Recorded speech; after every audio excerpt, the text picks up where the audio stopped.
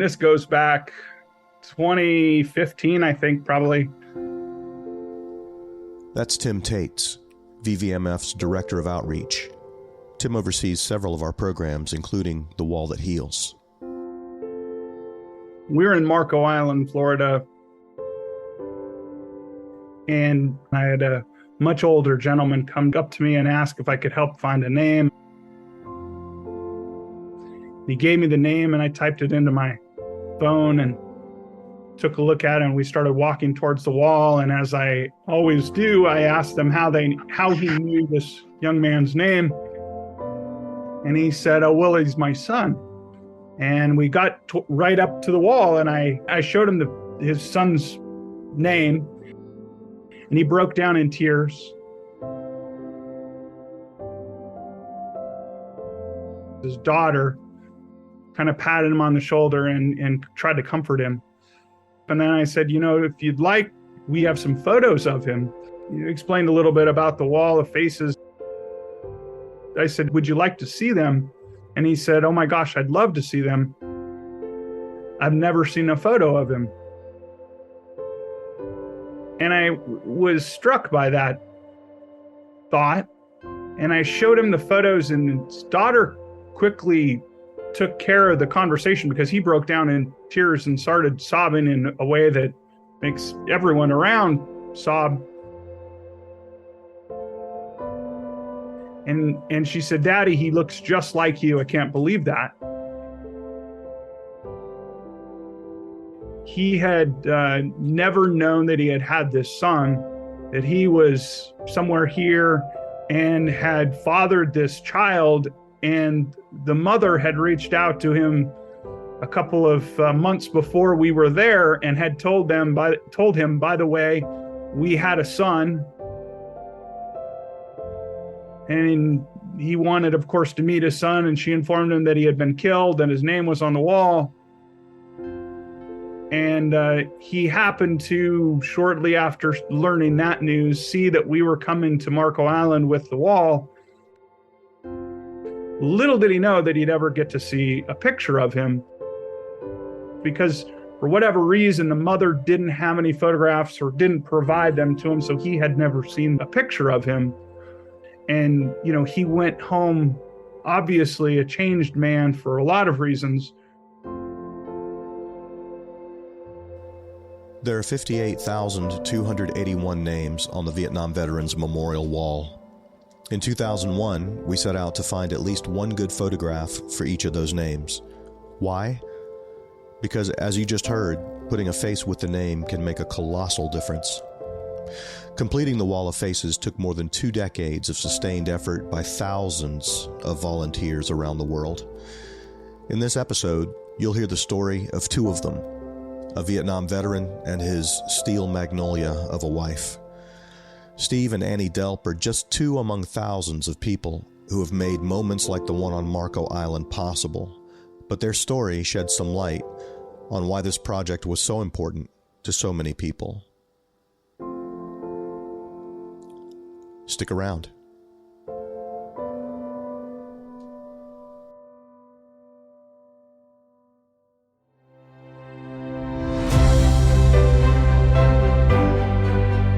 From the Vietnam Veterans Memorial Fund, founders of The Wall, this is Echoes of the Vietnam War. I'm your host, Michael Crone, bringing you stories of service, sacrifice, and healing from people who still feel the impact of that conflict nearly 50 years later.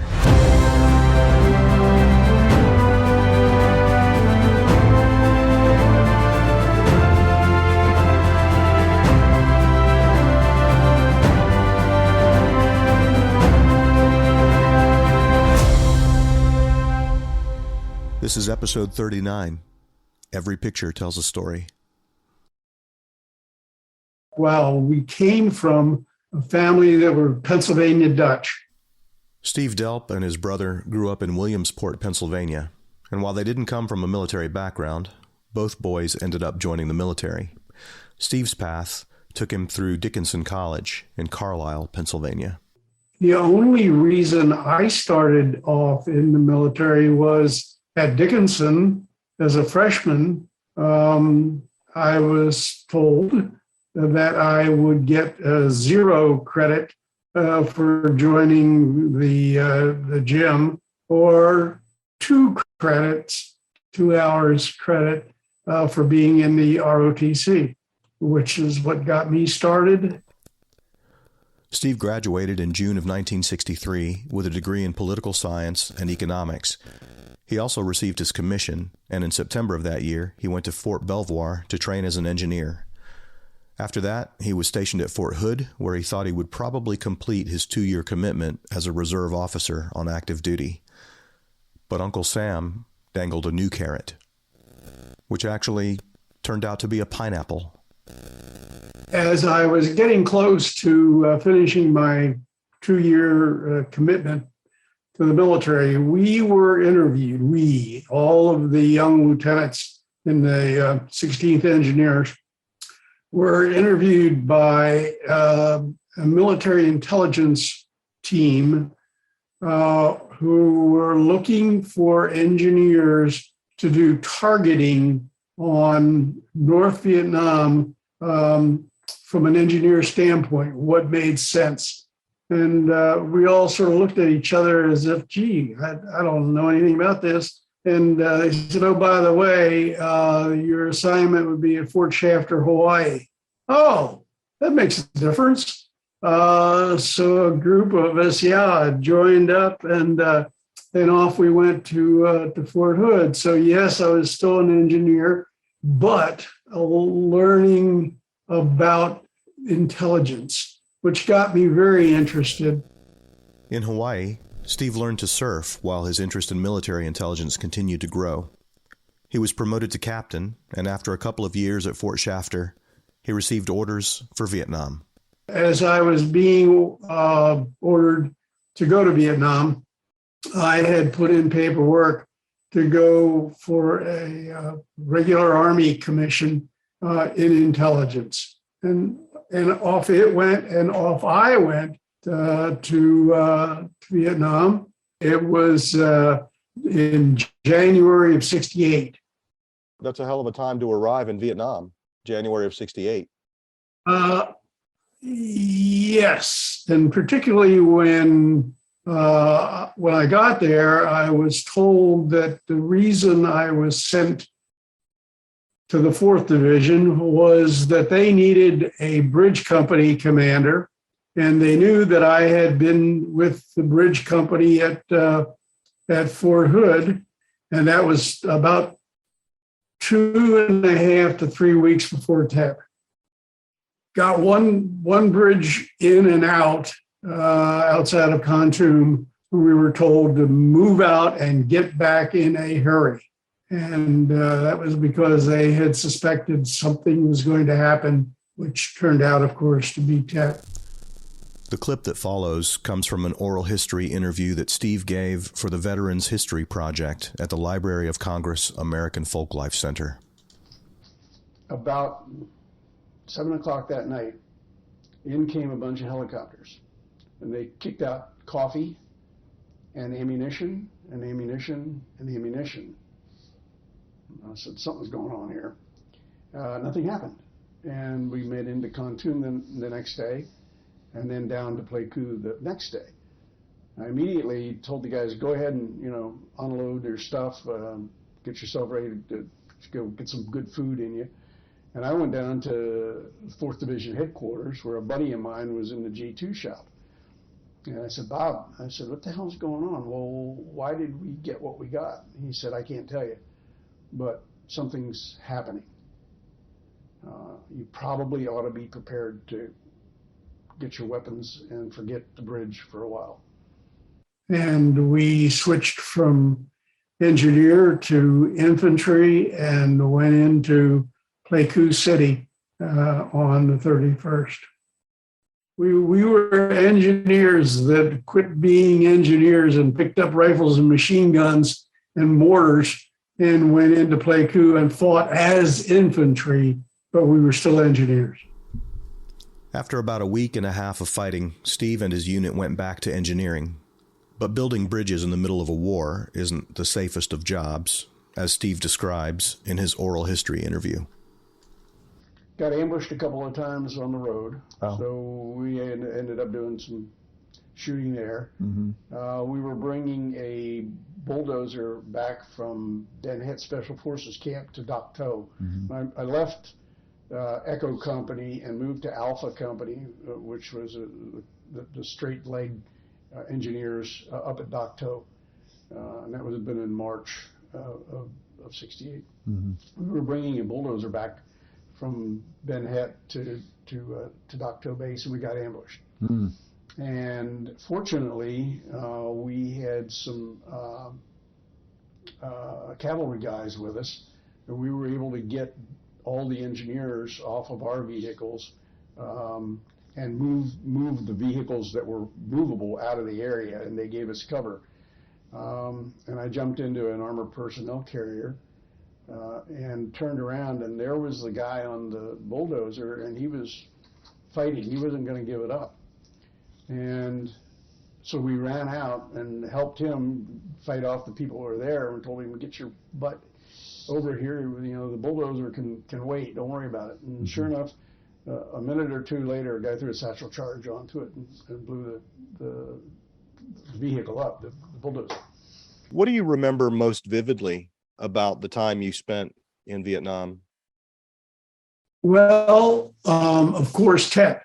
That's one thing that will never leave me. And then it was and being up at Dak To, up in what really became combat, blowing mines, doing mine sweeping on roads, working with the special forces, and all that was great. And hey, I'm out of the engineers now, and time to move on.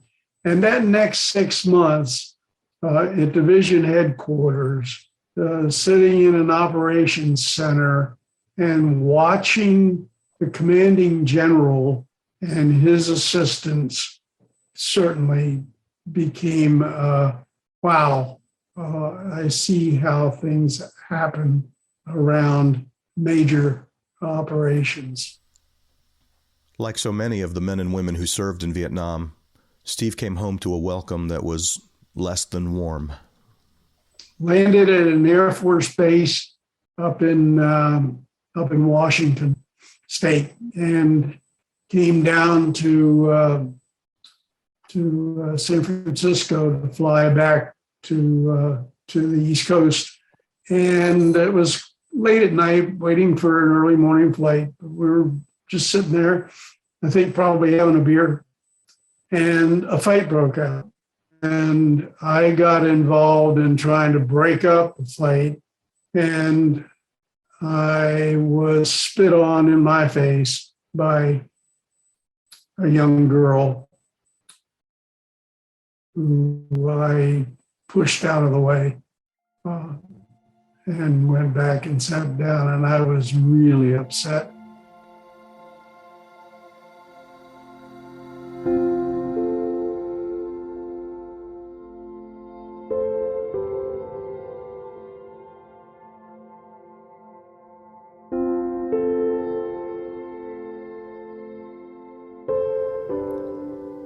Clarissa Ann Schneidewind, known affectionately as Annie, is an Army brat, the daughter of a World War II veteran. She fell in love with horses as a young girl when her father was stationed in Salzburg, Austria, as a cavalry trainer. That love would stick with her for life. Annie's father is buried in Arlington National Cemetery, and as an adult, Annie served as a volunteer there for many years. The devoted daughter of an Army veteran would eventually become the devoted wife of another Army veteran, Steve Delp. Together, the Delps would travel far and wide in search of photos for the Wall of Faces. That part of the story after a short break.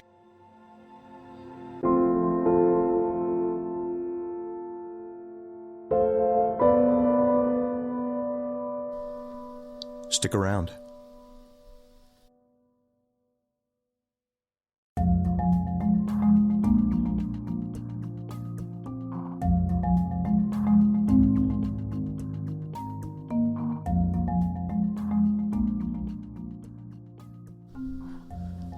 For so many people, visiting the Vietnam Veterans Memorial in Washington, D.C. is just not an option. That's exactly why VVMF created the Wall That Heals, an exact replica of the wall at 3/4 scale that travels to communities all across America.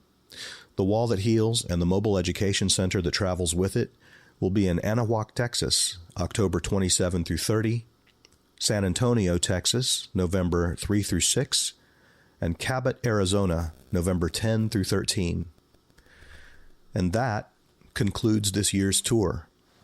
We expect to have next year's tour dates and locations to share with you sometime in December. In the meantime, you can learn how to bring the Wall That Heals to your town by visiting vvmf.org.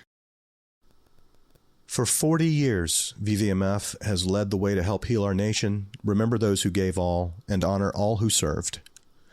Our legacy endowment will ensure that we can continue honoring Vietnam veterans for the next 40 years and beyond. We launched the Legacy Endowment with a $500,000 matching gift campaign, the Legacy Challenge. Each new outright gift or gift established through a will be matched up to 50% with a maximum of $50,000 matched per gift. All qualifying gifts, established or newly identified before November 12th of this year, are eligible for the match. Learn more at vvmf.org/legacy. And by now, you know that this year we're celebrating the 40th anniversary of the Vietnam Veterans Memorial. And to commemorate this milestone, every day at 3 p.m. Eastern, we read the name of each wall honoree who died on that date. And this is in addition to the live in-person reading of the names that will be held in Washington, D.C. beginning on November 7th. You can visit vvmf.org/ROTN for more information about the daily virtual reading of the names and about the in-person event.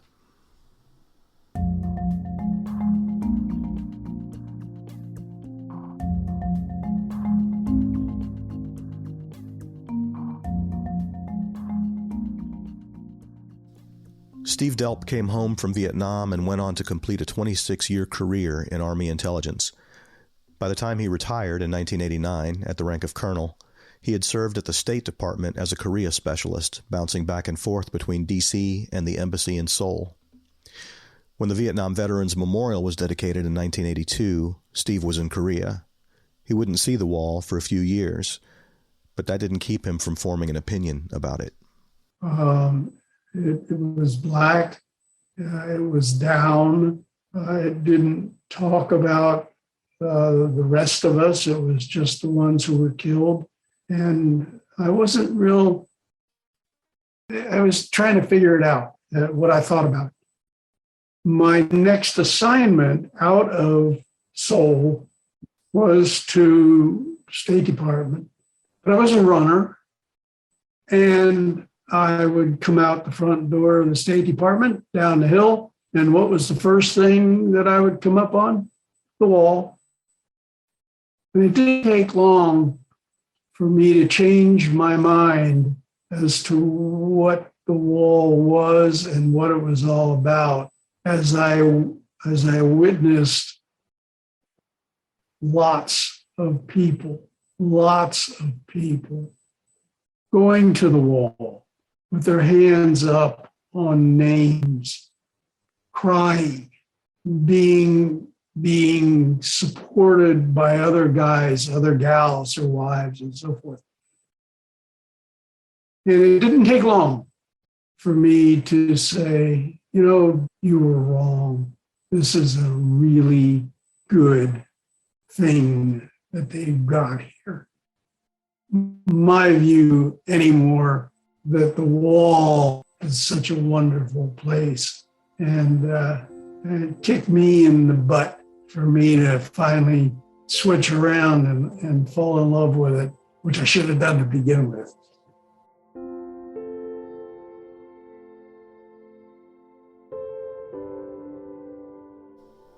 Steve went on to a second career, this time in the private sector, putting his Korea expertise to work for a series of defense contractors. His years in Seoul had left him with a great many mementos, some of which were suitable for framing. One day, he walked into a DC frame shop, and there, working at the counter, was Annie. They were married in 1994.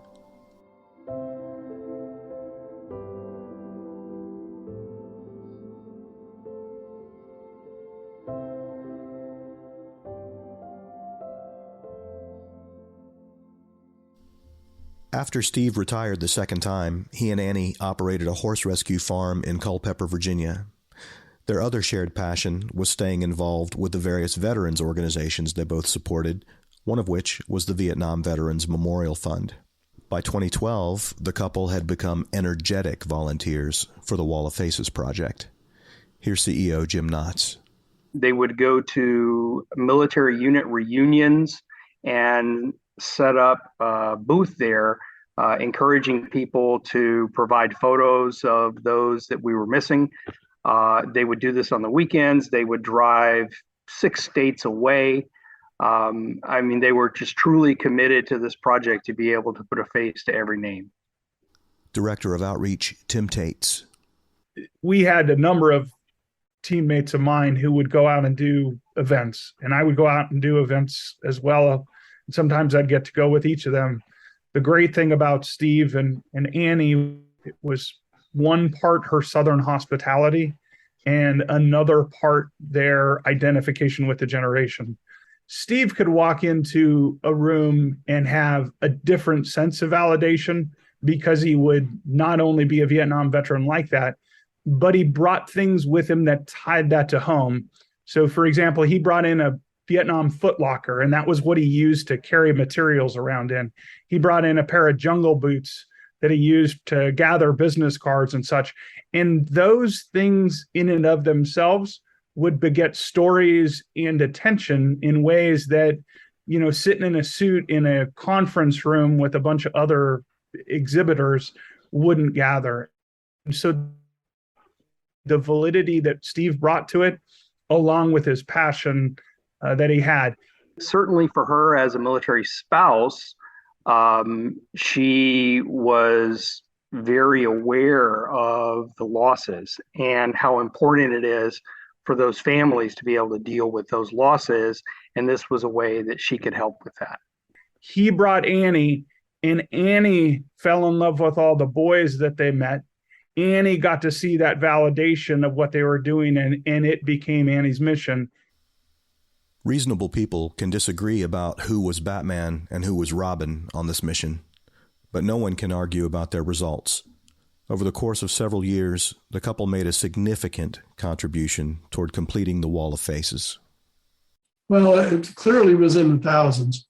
I'm sure we kicked in a few thousand. One of the things Steve was doing for us was he was going out to these conferences and they were getting the photos and he would bring them back. And he was helping from time to time review them as they were submitted to the website and do some approval of them. The experience and expertise that Steve had developed as a volunteer would prove indispensable when the VVMF staff member who was responsible for the review and approval of photos for the Wall of Faces moved into a different position. And so we had no one with the expertise or the experience that could dedicate their time to reviewing and approving the photos like Steve. And so we actually asked him to set aside his volunteer status and actually come on as a paid staff member to be able to continue that project. And he was happy to do it.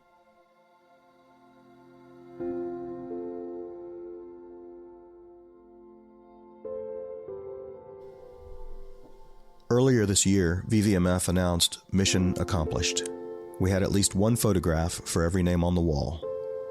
It took 21 years, an army of volunteers, and countless man-hours, but the memory of each fallen service member is now illustrated by a face. But the enrichment of those memories comes with a bitter irony.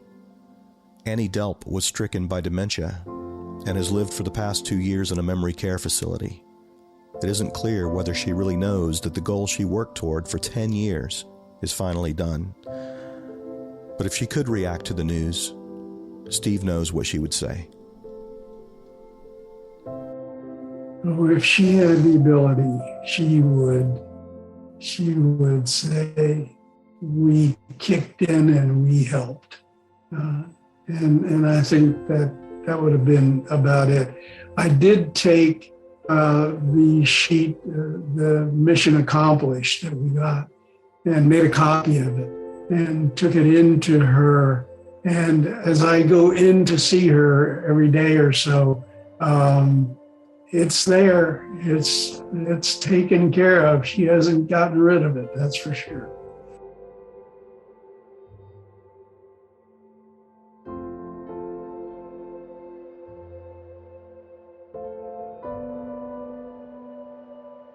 I have sold the horse farm, although I'm still living here. That was the deal I made with the Central Virginia Horse Rescue, who bought it.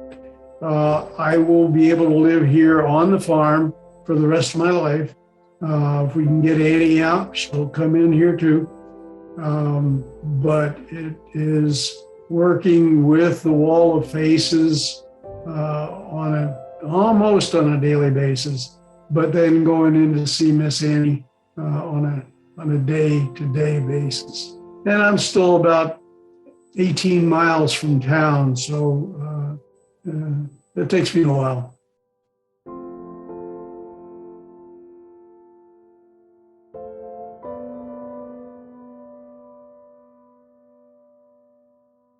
You're probably asking yourself, why is Steve still working on the Wall of Faces? I mean, the mission is accomplished, right?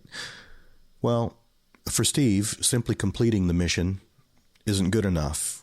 You see, some of the photos that we have aren't that great. So Steve has dedicated himself to making every profile on the Wall of Faces as good as it can be. When you think back to that story from Florida, and you think back to the fact that those photos that father got to see for the first time were the only photos that he'd ever seen. The photos that we want to have on the Wall of Faces are the photos that you would be proud to put on your mantle.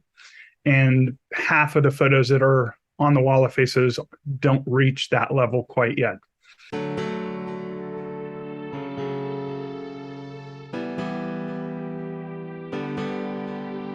Steve's enthusiasm for the next phase of this project really is an indication of just how important this project is to him and how much he himself has probably been changed as he's interacted with these veterans and families in the process of collecting photos and posting them. It shows his energy and his commitment.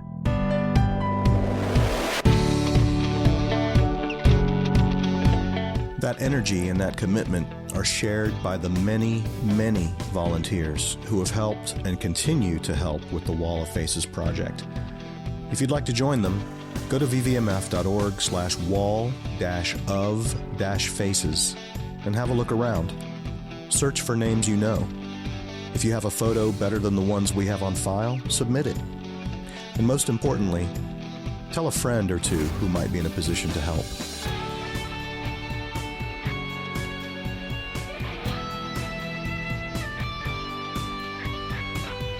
We've got 3 more episodes for you this year, and they are going to be barn burners. I can't wait. I can't wait to share them with you. We'll be back in 2 weeks with more stories of service, sacrifice, and healing. We'll see you then.